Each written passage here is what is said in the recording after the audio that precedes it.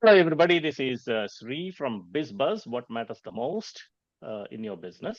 Sponsored by My Work Belt. My Work Belt is a business operating system, particularly catering to service based small businesses. If you have not checked it out, I would highly recommend you to check it out, myworkbelt.com. Now, today I have a guest, Mark. Mark is the founder CEO of Peak Performance Coaching, and he has an inspirational journey. And Mark came to United States at the age of 18 with a few dollars in his pocket, ambition to grow and conquer the world. And then, as he did conquer the world, Mark is running a coaching business for seven figures, and he's a bodybuilder, and many awards came through, and transformational, and changing his body through the focus and practice. Discipline is the key for Mark's career's path and success. Mark, how are you doing? Doing well, Sree. Thank you for having me on the show. Excellent. Thank you very much. Mark, it really uh, blew my mind when you said you lost so much weight in a year and a half, went from being an obesity child to winning the bodybuilding award. So, as I am listening to you and hearing from your story, I take that discipline is one of the key factors in achieving that transformation. What do you say? Is that right? Yes, 100%. Nothing can be achieved without discipline, but I define discipline a little bit differently than conventional definition applies. Oh, Conventional discipline almost feels like restrictions. Like right. it's an addition process. You are doing this, Hmm. now you have to do this, now you have to do that, and it's burdensome. Right. I look at discipline differently. It's a lack of self-sabotage. So instead of Hmm. thinking about what are all the new things that I need to keep on my plate, add on my plate to achieve this result, I think from a subtraction process, what all needs to stop happening for me to achieve Turn this process? turn the table around, huh? Exactly.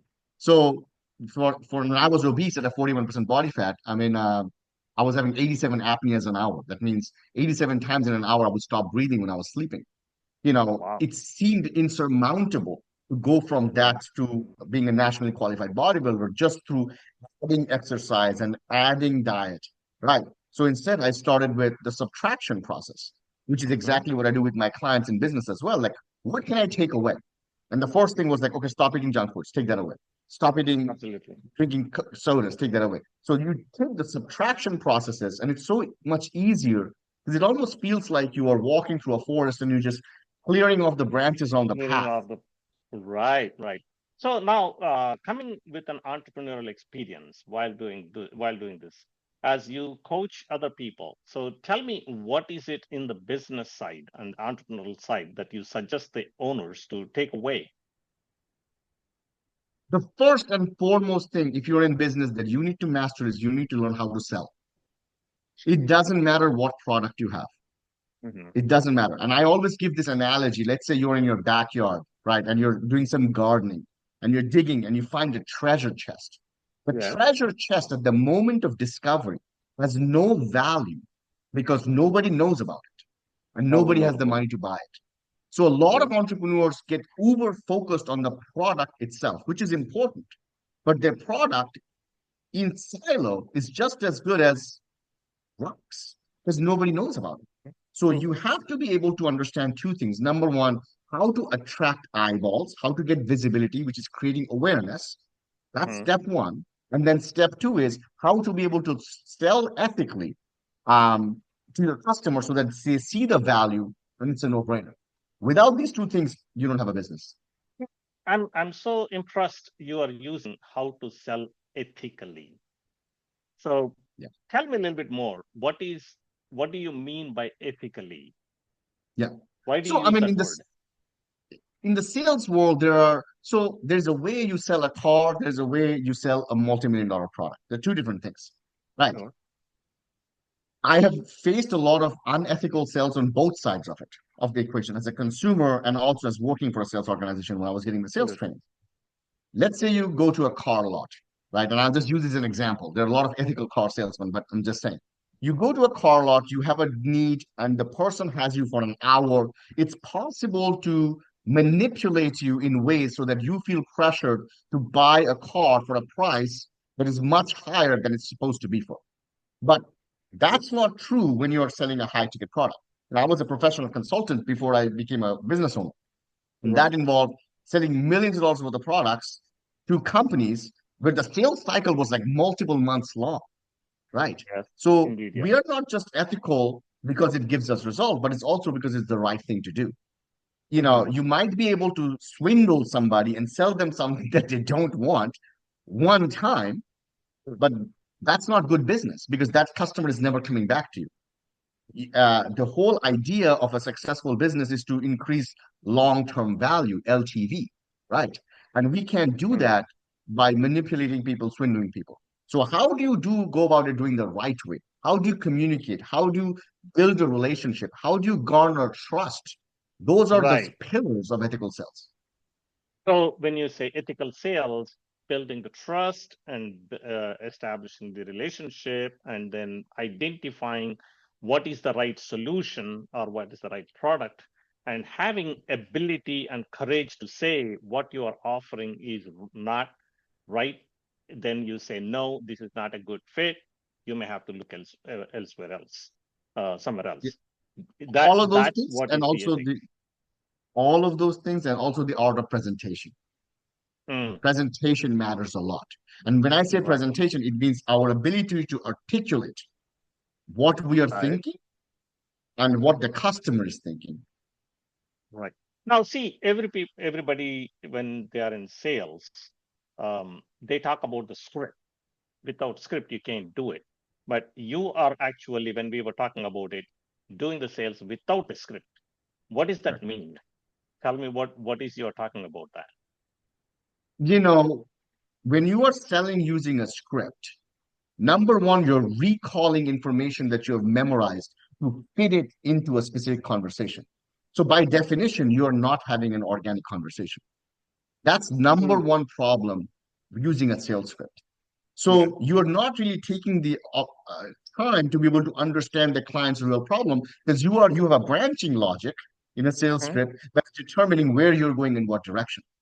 That's not authentic selling. So I have a sales program called Authentic Selling Accelerator. It's still country's number one sales script less program. We have over 70,000 graduates. It's teaches you how to have an authentic conversation, dig real deep into the client's problem, meet the client in their head where their problem starts, and offer a customized solution based on those specific things, as opposed to just reading lines off of a piece of paper. There are a lot of people do that and still they get away with it. But if you wanted to have a long-term relationship with the client and most importantly, post sales feeling. You know, am I being taken advantage here? What do you call it? Buyer's remorse, right? So if you really don't want to have a buyer's remorse, ethical sales is the right way to go. Am I right?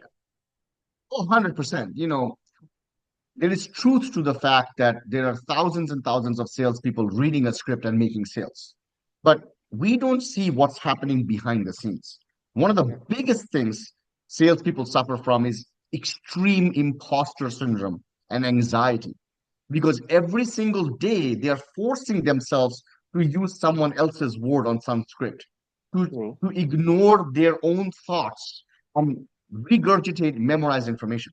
So what happens is you're not consistent. There is no consistency in this, and there is no longevity in this. Hence, Mm. sales is the number one industry where there is a turnover, right?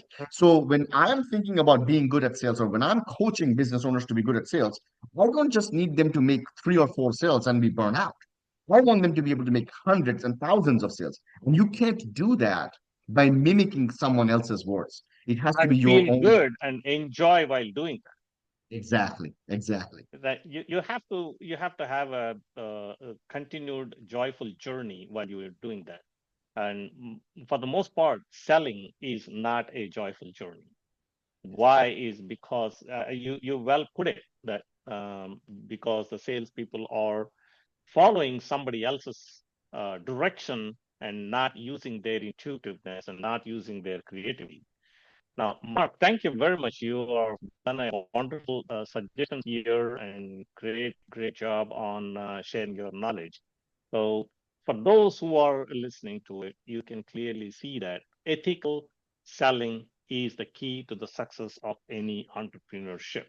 And Mark is clearly explained what is ethical selling means and be able to meet your customer in their mind and understand their real need and providing a solution that meets their real need, not just simply following a script and have an anxiety because you are doing somebody else's direction, rather having your own creative thinking while you are providing a solution to the other people. Did I put it right way on summarization? Absolutely. Absolutely. Excellent. Mark, thank you very much for joining us today. And I greatly appreciate your presentation and being on the call today. And thank you very much. Thank you.